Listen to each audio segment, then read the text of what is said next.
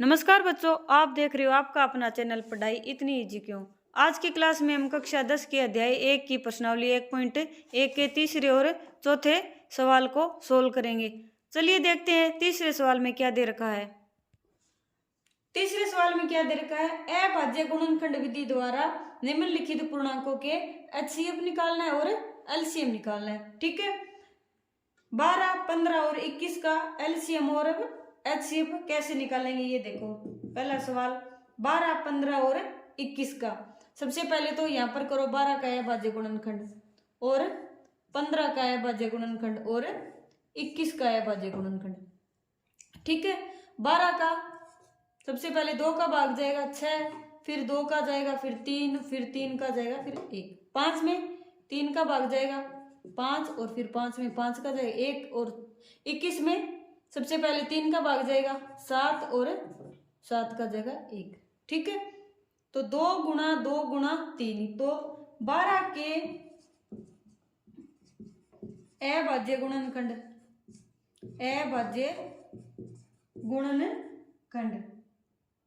करने पर हमें क्या प्राप्त होता है। 12 का अभाज्य गुणनखंड 2 गुणा 2 गुणा 3 यानी 2 की पावर 2 गुणा में 3 लिख सकते हैं, यानी 2 गुणा 2 को 2 की पावर 2।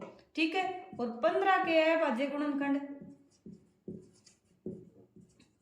15 के अभाज्य गुणनखंड कैसे करेंगे, 3 गुणा में 5। और इसी प्रकार 21 के अभाज्य गुणनखंड, 21 के अभाज्य गुणनखंड कितना है, 3 गुणा में 7। ठीक है, सबसे पहले क्या निकालना है, एचसीएफ निकालना है। एचसीएफ कैसे निकालते हैं, सबसे कम संख्या में जो संख्या आती है वो क्या करते हैं, एचसीएफ के अंदर लिखते हैं। यानी 2 इसमें है, इसमें नहीं है, इसमें नहीं है, तो यानी नहीं लिखेंगे। 3, 1, 1 और 1 यानी 3 तीनों में है।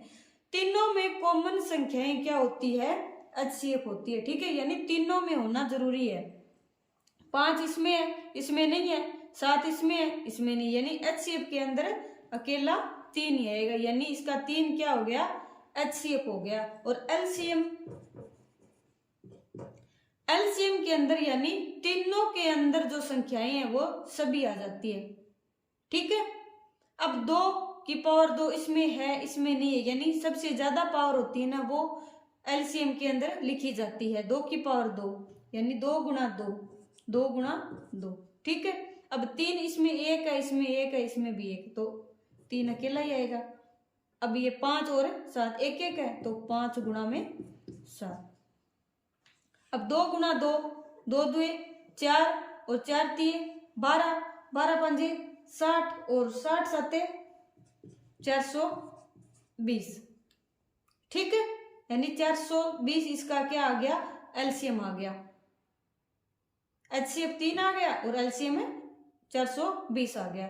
अब देखते हैं 17, 23 और 29 का। सबसे पहले तो 17 का अभाज्य गुणनखंड करो और 23 का अभाज्य गुणनखंड करो और 29 का अभाज्य गुणनखंड करो। ठीक है, 17 खुद अभाज्य है, 23 ही खुद अभाज्य है और 29 ही अभाज्य है, यानी इनमें इन्हीं का भाग जाएगा। ठीक है, और 23 में 23 का ही जाएगा और 29 में 29 का ही जाएगा, यानी 17 के अभाज्य गुणनखंड क्या होगा, 17 या 1 गुणा 17, यानी 1 तो सभी में होता ही है गुणनखंड, 1 गुणा 17 लिख दो। अब 23 के अभाज्य गुणनखंड बराबर कितने हुए, 1 गुणा 23 और 29 के अभाज्य गुणनखंड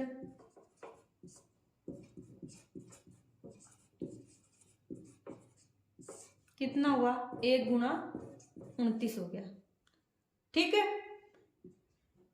अब निकालना है एचसीएफ HCF क्या होता है, जो तीनों में कॉमन होता है। तीनों में कॉमन क्या है, अपना एक ही है, तो HCF क्या आ जाएगा, एक आ जाएगा। ठीक है। और एलसीएम तीनों में सबसे ज्यादा बार जो आता है वो लिखा जाता है। तो 17, 23 और 29 एक एक बार ही आए हैं, तो 17 गुणा 23 गुणा 29 और गुणा में एक लिख दो चाहे।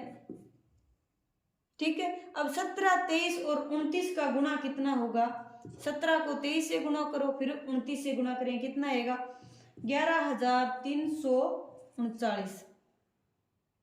ठीक है। HCF आ गया और LCM आ गया। अगला क्या है अपना, 8, 9 और 25। 8, 9 और 25, तो 8 का करो, 9 का करो और 25 का करो। ठीक है। 8 का करेंगे 2, 4 आएगा यहाँ पर 2, फिर 2, फिर 2 और 1, 3। 9 का करेंगे तो 3 का जाएगा 3 और 3, 1। ठीक है। और 25 का 5, 5, 25 और 5 और 1। ठीक है। अब 8 के अभाज्य गुणनखंड, अभाज्य गुणनखंड कितना है, 2 गुणा 2 गुणा 2 लिख दो, या फिर 2 की पावर 3 लिख दो। ठीक है। और 9 के अभाज्य गुणनखंड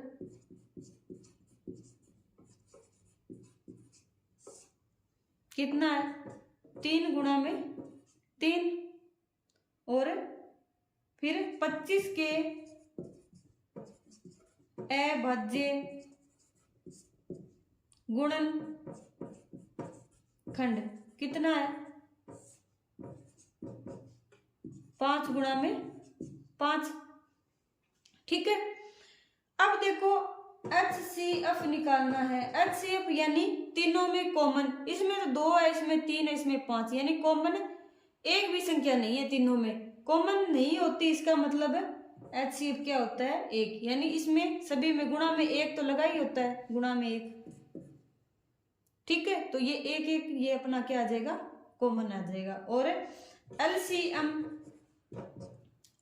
कैसे निकालते हैं, सबसे ज्यादा बार वाली संख्या को लिखते हैं, यानी 2 की पावर 3 यहाँ पर है, यहाँ पर 3 की पावर 2 है, यहाँ पर 5 की पावर 2 है, यानी 2 गुणा 2 गुणा 2 गुणा 3 गुणा 3 गुणा 5 गुणा में 5, यानी 8 गुणा 9 गुणा 25, यानी ये सभी मल्टीप्लाई में आ जाएंगे। ठीक है। और मल्टीप्लाई कितना आएगा, 1800। ओके। 2 2 4 2 8 8 3 24 और 24 3 72, और 72 को 25 से गुणा किया, 72 को 25 से गुणा करेंगे, कितना आएगा, 5 के 5 2 10 7 5 35 और 1 36, और 2 2 4 7 2 14, कितना आया, 0 0 और 1800, यही है। ठीक है। चौथे सवाल में क्या दे रखा है, HCF 306 और 657 का 9 दिया गया है। ठीक है। और LCM निकालना है। HCF दे रखा है और संख्याएं दे रखी है, और निकालना क्या है, LCM। ठीक है। संख्याएं क्या क्या दे रखी है, संख्याएं कौन सी दे रखी है, एक तो 306 दे रखी है और एक है 657। ओके। और HCF कितना दे रखा है, HCF कितना दे रखा है, 9। अब एक फॉर्मूला आपको याद होगा कि संख्याओं का गुणनफल बराबर HCF गुणा में LCM, HCF गुणा में LCM बराबर किसके होता है, दोनों संख्याओं का गुणनफल। ये क्या हम जानते हैं।